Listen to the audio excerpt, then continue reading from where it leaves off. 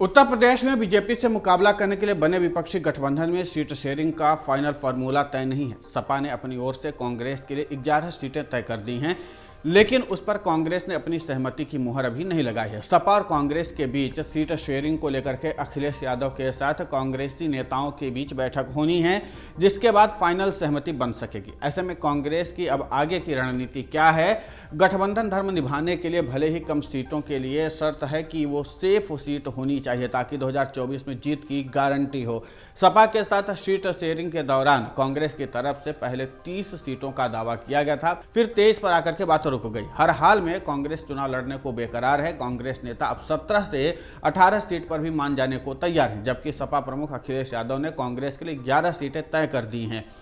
सपा के द्वारा सुझाई गई सीटों की संख्या ही नहीं बल्कि सीटें जो दी जा रही उस पर कांग्रेस सहमत नहीं है। कांग्रेस की मंशा अपने नेताओं के लिए सेफ सीट की है, जिसके लिए बलिया से लेकर के भदोही, अमरोहा, रामपुर जैसी सीटें उसके निशाने पर हैं।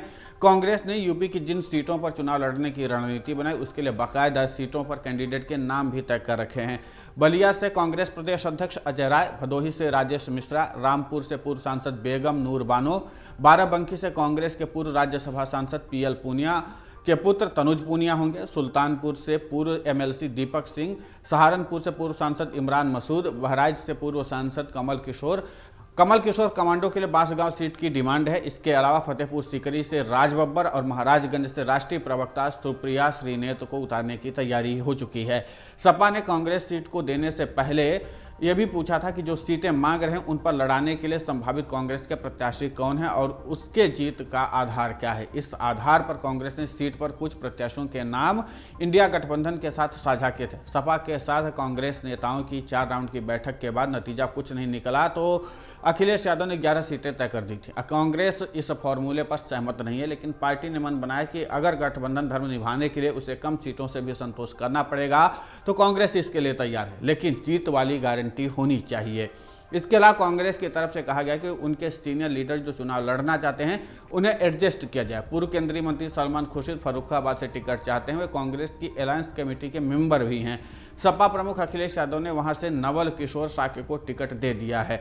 अखिलेश नहीं चाहते कि सलमान खुर्शीद के कारण कन्नौज और मैनपुरी में उनका समीकरण खराब हो। पत्नी डिंपल यादव को भी उन्होंने मैनपुरी से टिकट दे दिया है। पड़ोसी जिलों में फर्रुखाबाद और एटा से अखिलेश ने साक्य की जाति के नेताओं को उम्मीदवार बनाया है ताकि यादव मुस्लिम साक्य समीकरण के जरिए जीत दर्ज करने में सफलता हासिल हो।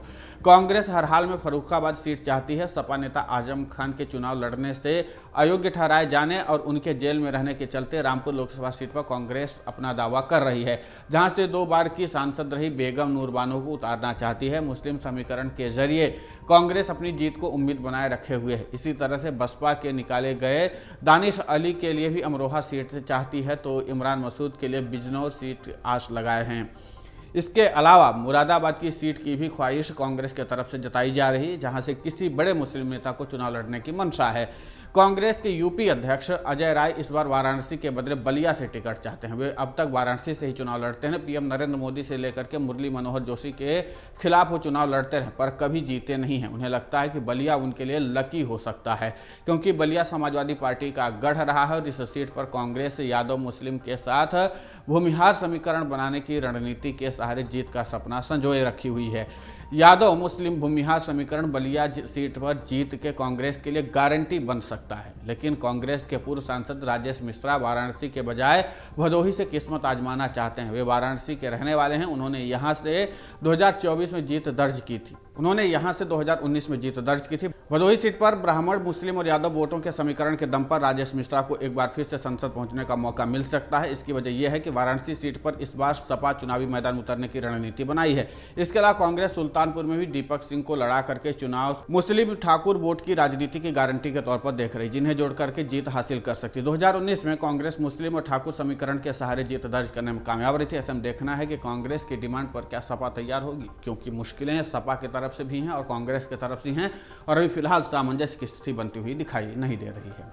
अगर आप ये वीडियो YouTube पर देख रहे हैं तो हमारे चैनल को सब्सक्राइब करें और बेल आइकन को दबाना ना भूलें। अगर आप Facebook पर ये वीडियो देख रहे हैं तो हमारे पेज को लाइक करें।